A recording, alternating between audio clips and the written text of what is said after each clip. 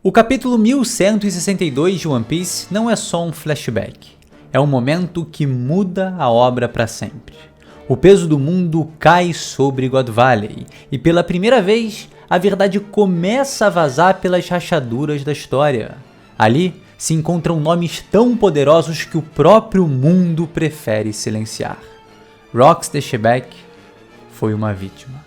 Mas sua morte não veio através de Gold Roger ou Monkey D. Garp como supostamente apontam as lendas, mas sim pelas mãos do verdadeiro inimigo da liberdade, que com seus poderes promete fazer o impensável e colocar guerreiros lendários sob seu completo domínio, transformando-os em suas armas mais poderosas no combate mais intenso desde a era de Joy Boy. Mas a verdade ainda é muito mais sombria. O que Shebeck vai sofrer será ainda pior. A moralidade de Monkey D. Garp está em xeque. A conexão de Barba Negra com Lulusia vai muito além do que imaginávamos e eu vou te provar. O verdadeiro significado da revelação de Imu como o mundo ainda é muito maior do que se pensa e esconde o final de One Piece. Antes de a gente começar o capítulo, temos a história de capa e... Só para não falarem que eu não disse nada sobre isso, vão aqui minhas 3 considerações. Um é que foi bem mais ou menos essa história de capa aí, né? Só a parte do Moria ali que deu uma elevada maneira, eu tava esperando muito mais da sua conclusão. 2. Agora tudo indica que o personagem tá podendo se juntar ao Chapéu de Palha, mas eu espero que não, porque pelo que parece, através dessa jornada, Yamato formou sua própria tripulação. E por fim... 3. Meu palpite é que depois de uma série de pedidos de capa de fãs, como Oda normalmente faz, a gente tem a história ou do Sentomaru ou do Vegapunk Omnitrix indo para o Eteria encontrar o Haredas, o último personagem que a gente viu ele falando, ou o Vegapunk vai pra lua. Fala galera, Chapéus de Palha aqui, eu sou o Lipe e hoje vou trazer para vocês o review do capítulo 1162 de One Piece, que foi... uma maravilha, tá? Então, se você gostou do capítulo e já espera gostar desse review, deixa aquele like, se inscreve no canal e vem comigo para esse conteúdo.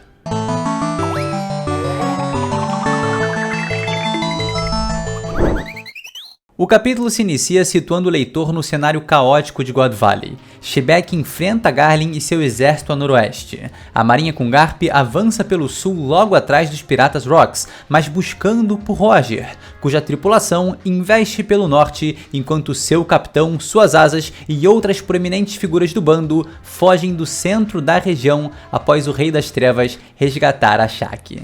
Temos então uma continuação dos eventos do capítulo anterior. O Rayleigh foge com sua amada em seus braços, sendo escoltado por seus companheiros Spencer e Millet Pine, enquanto membros dos Piratas Rox tentam roubar a Amazona. Chique, o Leão Dourado, fica revoltado quando sugerem derrubar o Rayleigh para recuperar a Shaq, porque dessa forma ela também acabaria sendo ferida. Então os planos dos Piratas Rox mudam e eles decidem saquear o máximo de tesouros possíveis dentro da região.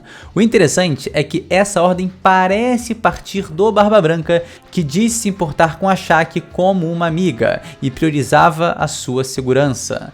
Dito e feito, a partir do momento em que ela tá a salvo, tá nas mãos de alguém que pode ajudá-la, irmão, vamos focar em outros tesouros. Essa brecha no avanço pela Amazônia permite que ela encontre tranquilidade nos braços de seu querido e que Rayleigh encontre o momento para proferir o que parecem ser palavras de amor, mas que não precisam ser ditas, porque Shaq reconhece a sua emoção e sem palavras entende o que ele quer dizer. Achei romântico, achei bonito, achei formoso, mas não pude deixar de perguntar se ele não ia falar algo do tipo: pô, Shaq, então, eu só ia falar que eu tô cagado aqui, mano, o bagulho tá sinistro. Ou, pô, não tem cama pra você dormir no Oro Jackson. Ou até pior, sabe o nosso filho Mihawk, abandonei ele. Eu senti que fora o romance ali tão belo nessa cena, existia uma margem pro Oda encaixar alguma brincadeira ali, quebrar um pouco a expectativa da Shaq e também do leitor. Mas mais no meme, no geral, cara, muito bonito. Agora somos jogados ao capítulo 1096 de One Piece através de outra perspectiva. No depósito de mercadorias dentro do armazém número 1, Ivankov e Kuma encontram as Akuma no Mi, mas logo são surpreendidos por Big Mom, que investe contra o futuro revolucionário, roubando a lendária Uou no Mi. E mesmo sob a pressão da mulher mais forte do mundo, Ivankov brada para o seu novo amigo uma frase que a gente já viu, mas pra mim é uma das mais poderosas de God Valley. Você vai conseguir salvar alguém, e mesmo que seja só uma pessoa, seja só você, a vitória será nossa. E a fim de facilitar o entendimento, eu vou adiantar os eventos do capítulo e trazer a sequência dessa cena, onde a Big Mom aparece toda animada com a Uou no Mi nas mãos e brada que essa fruta vai pro Katakuri, adicionando então uma força tremenda à sua futura tripulação, o que levanta dois pontos interessantes. O primeiro é que o Katakuri provavelmente seria ainda mais forte do que já é, apesar de que a Mochi Mochi no Mi, da forma despertada dela, funciona de maneira brilhante com o seu haki da observação avançado.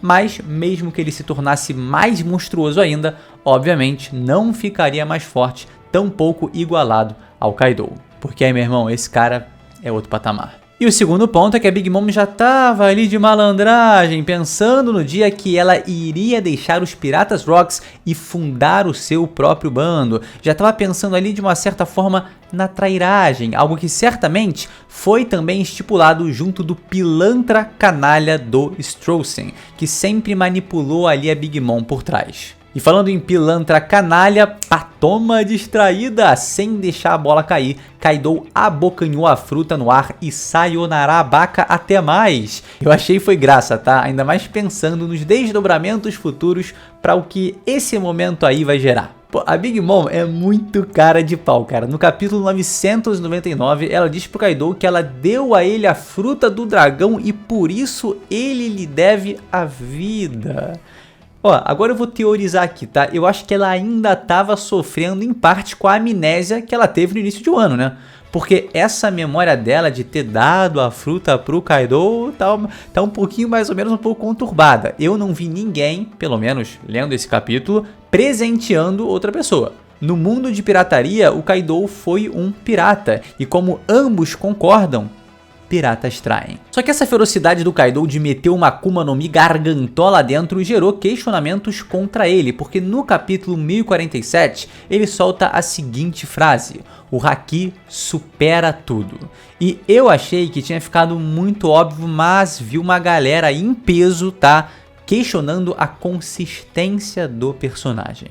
O Oda deixou muito claro no capítulo 1157 que o Kaido foi inspirado pela força da habilidade do Barba Branca e no capítulo 1159 influenciado pelas palavras e interesses da Big Mom, duas figuras que eram junto de Rocks suas principais referências na pirataria. Então ele viu o quão insano as Akuma no Mi poderiam ser, só que o Kaido nesse momento era um novato de 21 anos que ainda estava descobrindo como funcionava o mundo. Com mais 38 anos de experiência, ele percebeu que de fato o haki é o caminho definitivo para alguém se tornar forte de verdade.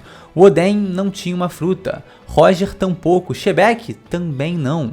Então as falas e atitudes do Kaido são muito coerentes, e pode ser que ainda nesse flashback de God Valley tenhamos a justificativa de por que o haki é algo tão determinante e forte na mente do Kaido. Será que alguns personagens vão ser pegos no Dome Reverse de Musama e o haki vai ser o caminho para a libertação?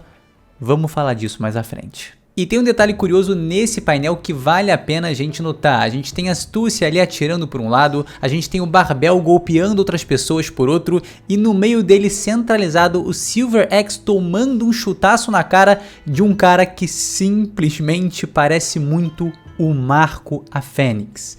A grande questão é que o Marco nesse momento da história teria só 7 anos de idade. Então como a gente tem o Garlin, que é o pai do Shanks, como a gente tem o Shebek, que é o pai do Barba Negra, como a gente tem o Garp, que é o pai do Dragon, a gente tem também o nosso querido Gold Roger, que é pai do Ace. Será que esse não é o pai do nosso querido abacaxi favorito, Marco a Fênix? Eu acho que faz algum sentido. A ilha segue em completo caos enquanto Monkey D. Garp avança através da chacina, pela primeira vez olhando ao redor e sendo consumido por um ódio mortal. Ele liga para o Sengoku, que nessa época já era um almirante, para questionar se ele sabia sobre isso e se o que ele estava vendo era realmente verdade.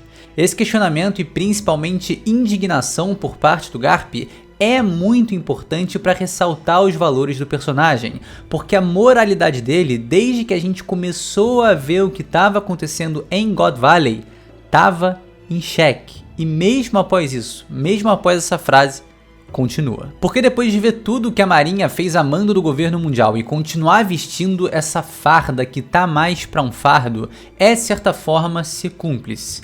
Eu acho que o Garp tinha e tem o ideal de fazer a Marinha diferente, de mudar ela de dentro pra fora com a sua influência, principalmente nos novos recrutas. Pensa aqui comigo, Gus, Kobe, Hibari, Kujako, é provável que todos eles, pelos ensinamentos do Garp, se voltariam contra as ações tomadas pelo governo mundial em God Valley. Então ele está alimentando uma nova geração de marinheiros decentes, que vão entender a diferença entre uma verdadeira justiça e o que está sendo feito nessa região. Todos que eu citei provavelmente fariam como o Dragon fez, assim como o Luffy faria.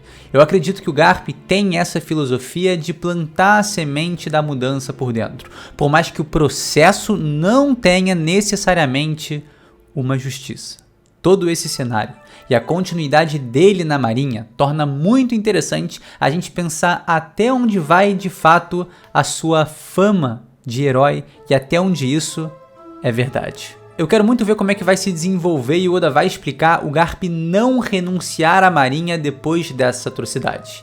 Eu consigo ver ele tendo uma discussão bem calorosa ali, absurda com o Kong, que é um baita de um otário, e também com o Sengoku, que ficou ali num lado mais cinzento pro escuro, fez uma menção curiosa que a gente vai falar logo mais, mas eu acho que no meio disso tudo pode acabar surgindo uma justificativa. Tá? Algo que convença o Garp a permanecer da Marinha, mas com um objetivo diferente, com um propósito totalmente contrário ao que a gente vê sendo realizado aqui. Agora, não quero ficar passando pano pro Garp, porque eu reconheço quão conivente ele pode ter sido com incontáveis tragédias, mas eu acho que ele ainda tem chance de defesa, e pode ser até por isso que ele queria tanto que, sei lá, o Ace e o Luffy entrassem na Marinha, para mudar como ela é. Ele confia nessa mudança e não necessariamente se virar completamente contra ela. Bom, ainda tem muita margem para ser trabalhada, muito passado do personagem a ser explorado para a gente entender melhor as suas nuances. Talvez ele até seja o próprio fundador da Sword, né? Com esse objetivo de fazer a mudança. Enfim, seguimos. A resposta do Sengoku à indignação do Garp pra mim é horrível, tá? Eu achei até meio ameaçadora. Pô, continua questionando isso aí, mano, pra saber o que vai rolar. Já teve outro doidão aí que fez as mesmas coisas e simplesmente sumiu. E pra sumir tem duas coisas, ou ele próprio sumiu, ou ele foi sumido. E aqui soou um alerta, né? Há muito tempo existiu outro marinheiro que questionou as ações de seu contratante, o governo mundial, e simplesmente sumiu. E isso me cheirou muito ao Homem da Cicatriz de Queimadura. Pelo simples fato do Shiryu da Chuva, né, ter comentado que possivelmente se tratava de alguém relacionado ao governo mundial. Como esse cara sumido parece ter sido contra o governo mundial, mas de certa forma também ter feito parte dele, é possível que, cara, anos após a morte do Roger, ele tenha decidido tomar uma atitude e se mover. Pega o Road Poneglyph pra si. E aí, meu irmão, agora o objetivo dele com essa pedra, a gente só vai saber no futuro. Mas claro, especulação, né? Pode ser e é muito provável que seja só alguém que questionou e foi passado, foi apagado da história. Mas essa frase, num momento como esse, a gente não pode deixar passar porque levanta algumas dúvidas. O Derek, inclusive, trouxe uma excelente teoria sobre o Homem da Cicatriz de Queimadura essa semana. E eu, particularmente, cara, de verdade, eu acho que nesse assunto o Oda é muito trollão, cara. Porque o Scopper Gaban tem uma cicatriz de queimadura bem na cara e disse que queria falar com o Chapéu de Palha após eventos de Elbaf. Então, assim, eu também acho que pode muito bem ser o próprio Scopper Gaban, mas vai saber. Somos levados para outro canto da ilha, onde Rox de Shebeck avança com Ares em seu colo, carregando Teach em seu colo, e a presença atrás dele já faz tudo em God Valley mudar. Demônios do Dome Reverse. Pior, seus familiares endemoniados. seu pai, sua avó, todos transformados em criaturas malignas sob o domínio maldito de Musamá, indicando que o soberano desse mundo está praticando uma influência muito grande nessa região e pode estar muito mais perto do que ele imagina. Garlin segue furioso atrás de Shebeck e aqui a gente precisa deixar duas coisas muito claras. Primeiro é que ele é um grandíssimo de um otário, tá? Da pior marca dos otários. E segundo é que esse ferimento aí que ele tomou, meu querido, é fatal. Irmão, esquece. Sem a regeneração do papaizinho e Musamá, o grande, glamouroso Figarland Garlin tinha se juntado ao gigante da colina, mano. E é de Vasco, esquece. E aí que entra um detalhe muito curioso, né? O Shebeck fez isso provavelmente só com uma mão, porque na outra ele tava carregando sua mulher, que tava carregando o seu filho. Então assim, mano, jamais comparem Rox com um bucha do Garlin. E outro detalhe que vale mencionar é que, como esperado, assim como Scopper Gaban, o Shebeck consegue usar o Haki do Rei para nerfar as regenerações dos Cavaleiros de Deus, sendo esse o caminho para derrotá-los e possivelmente matá-los. A perseguição continua e a gente tem que ressaltar isso aqui. God Valley é cheio de personagens incríveis e ainda tem espaço para surgir mais. Com muito pouco tempo de tela, a Aerys me conquistou, gerou ainda mais valor para o Shebeck e para o passado de Tite. Mesmo não nascendo uma Dave D, ela se tornou uma através do seu amor por Rox e a ligação com seu filho. Mesmo reconhecendo o cruel destino que a aguarda, ela tem coragem e fé para acreditar na fuga e se jogar dos braços de Shebeck. Muito interessante a gente ver aqui que em suas memórias, o pai do Rox era exatamente o membro do clã Dave D que estava com o chapéu de palha no capítulo 1160, ressaltando de alguma forma a conexão com a lendária figura Joy Boy. Todo mundo comentou como era curioso o Oda ter colocado alguém ali com o chapéu de palha e agora, sabendo que era o pai do Shebeck, passa a ter um peso maior, um significado maior. Será que Davy Jones era Joy Boy? Será que Davy Jones era um poderoso aliado de Joy Boy durante o século perdido? Mas quem ganha o foco aqui agora é a Aerys. Toda a linha de diálogo dela só faz da personagem alguém ainda mais e mais incrível. Se eu fosse uma mulher que nem é capaz de proteger meu próprio filho e ficasse o tempo todo dependendo só de você, você nunca se apaixonaria por mim, não é? Impressionante como Barba Negra é fruto de um amor legítimo. Com tão pouco tá sendo dito muito. Por fim, ela brada que vai encontrar um jeito de sobreviver e suas últimas palavras, mano, me deixaram em choque. Vamos nos reencontrar em Lulúcia. Essa breve menção carrega muita coisa por trás e a gente vê como Eiichiro Oda conecta tudo. Ele tem um controle absurdo da própria história, porque pra gente falar da relação do Barba Negra com Lulúcia, a gente precisa voltar quase 800 capítulos atrás. No capítulo 272, onde temos uma das histórias de capas mais divertidas e importantes da obra, que não foi essa que terminou agora, que inclusive começa com o Ace fazendo a pose de Nika. Pra quem só assistiu o anime e não leu o mangá, eu resumo pra vocês. Se trata da grande busca do Ace atrás do Barba Negra, um evento que acontece após Alabasta e culmina no encontro dos dois na Ilha Banaru, onde vão se enfrentar. O interessante é que a primeira parte da busca do Ace é exatamente em um reino ali que tem uma mulher chamada Moda e tudo mais, e que a gente vai descobrir futuramente que é Lulúcia, que fica na primeira metade da Grand Line. E ele vai lá diretamente a um porto perguntar sobre o Barba Negra. O primeiro lugar que o Ace vai para procurar o Tite é exatamente Lulúcia, como se soubesse que ele tem alguma raiz naquele local. E detalhe, ele vai diretamente para um porto, e qual é a ironia disso? O Barba Negra nasceu em um local chamado Shadeport, ou o Porto da Sombra. O fato da Aerys ir para Lulúcia com o Tite indica que ela acredita ter algum tipo de respaldo por lá, como se ela própria tivesse conhecimento da região, como se ela própria viesse da região. Então é muito provável que o Barba Negra tenha nascido exatamente naquele lugar que o Ace visitou, apresentado como uma cidade portuária, o Porto da Sombra em Lulúcia. Coincidentemente ou não, o Luffy também nasce numa cidade portuária, Vila Fucha, mas não no Porto das Trevas, no Porto das Sombras, mas sim na Ilha do Amanhecer. A escuridão e o sol presentes nos personagens desde seus nascimentos. É insano pensar que se essa hipótese for verdadeira, tanto sua terra natal Lulusia, que provavelmente é a mesma da sua mãe, quanto a do seu pai God Valley, foram simplesmente obliteradas por Imu-sama, sem deixar vestígios de sua existência. Basicamente, o Barba Negra ficou sem nenhuma de suas 2 terras natais.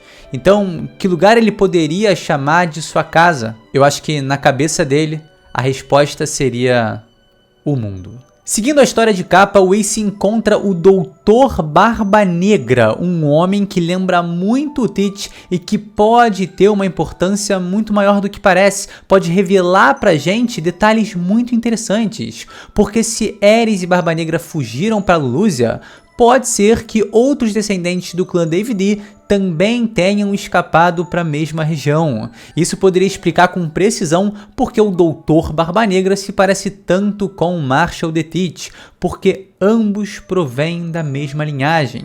Inclusive, se a gente for ainda mais fundo, talvez a origem da alcunha do Barba Negra venha diretamente da linhagem dos Dave D, algo que tanto o Teach quanto o Doutor decidiram herdar. Afinal de contas, Barba Negra também é muito conhecido no nosso folclore da pirataria mundial, assim como Dave Jones. Então será que Oda vai trabalhar essa alcunha como sendo algo especial da família Dave D? Outra hipótese é que o médico tenha socorrido Ares e seu filho quando eles chegaram de God Valley, fazendo com que o Barba Negra se sentisse grato pelo doutor, dessa forma o homenageando em seu nome.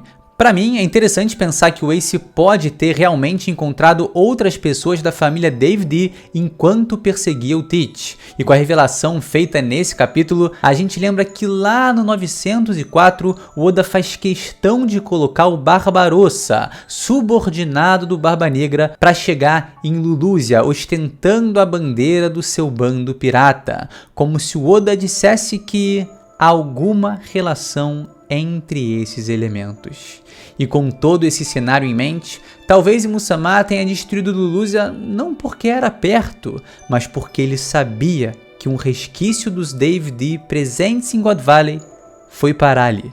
Ele só precisava de tempo para Mother Flame ficar pronta, usar ela como combustível de sua arma ancestral e apagar a Ilha da História. Shebeck fica para trás enquanto Ares foge com Teach, logo após dizer que se ela sentir que for capturada, ela tirará sua própria vida e a de seu filho, mostrando o verdadeiro terror que é God Valley. Agora, Rox pode finalmente lutar com as 2 mãos e o babaca do Garlin ainda vem com essa cara falando um bando de groselha. Detalhe, tá? Além de ter que enfrentar os 2 Cavaleiros de Deus que estão aí, Garlin e a outra aí, Otária, Rox também precisa lutar contra o exército de demônios da sua própria família, sua avó, seu pai.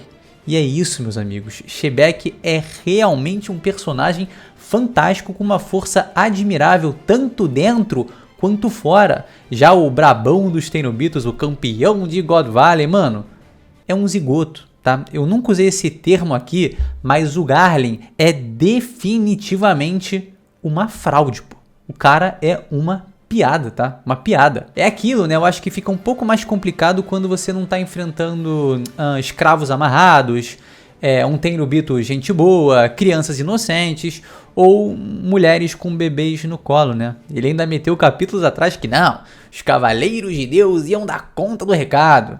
É bom demais e extremamente prazeroso ver um lixo desse tomando uma sova desse tamanho. Ele caído aí, todo lenhado. Ai, que droga. Shebeck, você é lendário, tá? E é isso aí, irmão, que chamam de farmar aura. Olha a pose desse monstro sagrado abençoado. Impressionante como Oda fez a gente gostar. Cara, a expectativa, eu não canso de repetir isso, a expectativa pelo Shebeck era gigantesca, mano. Descomunal, e o Oda consegue entregar ainda mais. A gente ama, gosta muito de um personagem que é introduzido chutando uma criança. Oda gênio, cara, não tem como. Enfim, humilhação total, e é interessante notar que é o pai do Barba Negra dando uma surra no pai do Shanks. Até onde tudo indica, no combate de seus filhos, o Teach de alguma forma misteriosa também levou a melhor. Detalhe é que o Shebeck já estava saindo melhor sem um braço. Será que no próximo confronto entre Barba Negra e Shanks, o Shanks vai sair melhor sem um braço, fazendo o paralelo inverso entre seus pais? E assim, eu sei que muita gente pensa nos filhos como reflexo de seus pais dentro do universo de One Piece e até tenta equiparar isso num suposto nível de poder, né? Então assim, a fim de comparação, vale sempre lembrar que o pai do Shanks não tem outro nome senão Gol-D Roger, beleza? Shanks e Garlin, irmão, nunca comparem. As explosões continuam por todos os cantos de God Valley enquanto dois heróis correm para lados opostos com o mesmo objetivo: salvar a vida de crianças inocentes. Crianças essas que no futuro também correm para lados opostos, talvez com o mesmo objetivo. Baita painel, baita personagens, baita capítulo, como One Piece é bom e o melhor ainda tá para chegar. Atrás do palco, os piratas do Roger, liderados por Gaban, encontram muitos tesouros e partem para o saque, falando ali que nunca viram nenhum tesouro assim, e é muito legal a gente pensar que dentro de 14 anos eles vão encontrar um tesouro inigualável chamado One Piece. Então isso aí em God Valley, cara, é muito pouco para o que eles ainda vão se tornar. Ali também tem algumas Akuma no Mi, seria interessante saber quais eram, mas a gente não tem nada revelado. Só que, notem que esse aí é o Ganzui dos Piratas Rocks e o Gaban defende um porradão dele como se não fosse nada. É absurdo demais a gente ver como esse capítulo vai se desenvolvendo numa atrocidade insana, né? Onde diversos painéis Oda faz questão de colocar cadáveres. Escravos com suas algemas aparentes, mostrando que a justiça não existe ali. E é por isso que após ver toda essa barbaridade, o Garp profere palavras sobre o que está sendo visto. Nessa ilha onde a loucura reina sobre a razão, a justiça pertence à marinha do governo mundial. Basicamente o que ele está querendo dizer é: essa justiça que o governo mundial está aplicando em God Valley não tem razão. É simplesmente a mais pura loucura. E é tão louco que a marinha, que deve proteger o cidadão comum, simplesmente responde pedidos inocentes de ajuda com tiros de canhão ceifando vidas. Isso é bizarro, e é o Oda mostrando que está levando a seriedade e barbaridade de God Valley a outro nível. Essa certamente não é a justiça que o Garp busca. E como não podem confiar nem mesmo em quem deveria defendê-los, os escravos e reféns encontram esperanças nas mãos da libertação de Kuma, salvando um total de 500 vidas, como foi confirmado no capítulo 1096. A gratidão vai sumindo de God Valley conforme Kuma teletransporta inocentes para fora da ilha e dá espaço a uma angústia avassaladora. De repente, a ilha explode em Haki. Roger, Garp e Shebeck têm suas atenções roubadas por uma presença esmagadora que surge ali. À primeira vista, parece Jay Garcia Saturno se transformando tal como vimos em Egghead, mas as proporções desse acidente são muito maiores. Os piratas do Roger tentam alertar seu capitão que isso deve ter sido obra dos Rocks, mas o futuro rei dos piratas nega. Shebeck, motivado pelo amor de sua família, mostra sua superioridade àquele que nem é capaz de amar seus filhos. E então dá o ultimato: a partir do momento que vocês mexeram com os meus, com a minha família, o negócio aqui é matar ou morrer. E ele sabe que o perigo que agora surge à sua frente é capaz de tirar sua vida. Barba Branca chega ao seu lado e, por mais que Shebeck diga que ele não tem nada a ganhar com isso, Edward Newgate prova o seu valor como pessoa, tripulante e também amigo, ao demonstrar tamanha lealdade. Não esquenta, é sempre você que paga a conta mesmo. E de fato, como a gente viu nesse flashback, ele sempre colocou suas bebidas na conta do Shebeck. Agora vai pagar esse débito ao lado de seu amigo na maior das dificuldades. Ainda resta dúvida de quem era o braço direito e imediato dos Piratas Rocks. Kaido também se coloca ao seu lado empolgado para testar seu novo poder, o que me faz acreditar que quando ele tentou ir para Marineford durante a Guerra dos Melhores, talvez seu objetivo fosse ajudar o Barba Branca. Para transformar o cenário caótico em trevas, J. Garcia Saturno se transforma em um demônio amorfo, e o momento passado ressoa com o presente, em uma situação que ele também estava lá. Aquilo é um monstro. Será que eu tô sonhando? O que tá acontecendo nessa ilha? Isso sim é uma aventura e ainda tem tanta coisa que eu não faço ideia. Deixa eu perguntar uma coisa. O que é aquilo? Ah, o que é aquilo? Se eu tivesse que pôr em palavras, aquilo é o próprio mundo. Galera, simplesmente fantástico. Aqui temos a confirmação que Imu-sama representa o próprio planeta de One Piece e que o objetivo de Marshall the Teach é destruído. E isso ressignifica outras frases da obra, elevando elas a outro patamar. Ei, Rayleigh, vamos virar esse mundo de cabeça para baixo? Mesmo sem saber, o Roger já estava prometendo abalar Imu-sama. Eu não tenho interesse no tesouro, mas quando ele for encontrado, o mundo vai virar de cabeça para baixo. Com base no que conhecemos agora e no que sabemos que Edward Newgate sabe, a afirmação do Barba Branca não ganha ainda mais força. O mesmo funciona para Worth, visto no capítulo 253, que é o nome dado pelo povo de Skypiea à divindade que representa o planeta azul, ou seja, o mundo. É possível que essa figura, essa estátua de uma entidade, seja a representação mais próxima que temos na história de One Piece do que é Imu-sama, de como é Imu-sama, de como é o rosto do mundo. Eu mencionei muito nesses últimos tempos a certeza de Imu-sama aparecer em God Valley, porque para mim a presença dele era a única justificativa possível para explicar os eventos na ilha. Inclusive, é exatamente ela, essa presença, que pode deixar claro porque Garp e Roger se juntaram contra Shebek, num cenário em que, obviamente, todos deveriam ir para cima de Imu. No primeiro momento, minha mente encontrou uma justificativa absurda como demanda esse cenário. Para matar Shebek, Imu-sama vai colocar Monkey D. Garp e Gold D. Roger no Dome Reverse. Teremos dois personagens fora de série, bustados com energia e regeneração praticamente infinita de Neurona Mu. Isso justificaria o tão questionado 2 contra 1.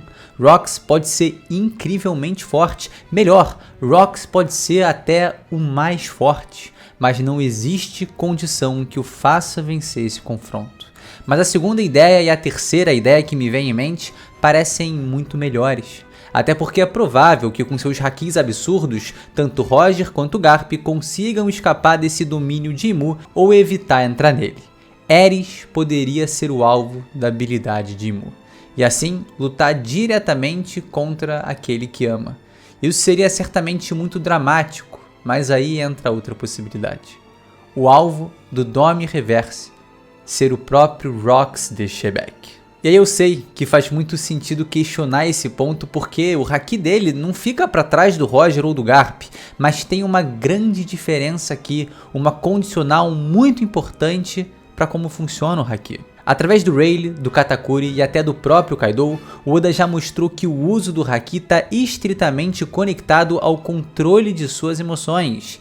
Hesitação é morte. E através das palavras do Dragon, da história do Kuma, fica claro como o filho é o ponto fraco de seu pai. Num cenário que a gente tem a Ares fugindo com o pequeno Tite em seus braços, eu não preciso dizer mais nada para você entender como Imu-sama pode ser capaz de desestabilizar o Rox e colocá-lo no Dome Reverse. Dessa forma, Garp e Roger precisariam intervir para evitar o pior, e a resposta para isso a gente já sabe qual é. Em God Valley, Rox e Shebek encontram seu fim. O crédito da morte de Rox só caiu na conta do Garp para manter o segredo da existência de Imu. O próprio Shebek ser apagado da história também é uma maneira muito ardilosa de proteger essa informação, porque perguntas como ele morreu, qual era o seu propósito, iam permanecer quando por gerações e gerações, motivando mais e mais pessoas a temerem e por fim acabarem com esse mundo. Imu derrotou Shebek na batalha, porque como disse o Vegapunk, a Guerra de 800 anos ainda continua.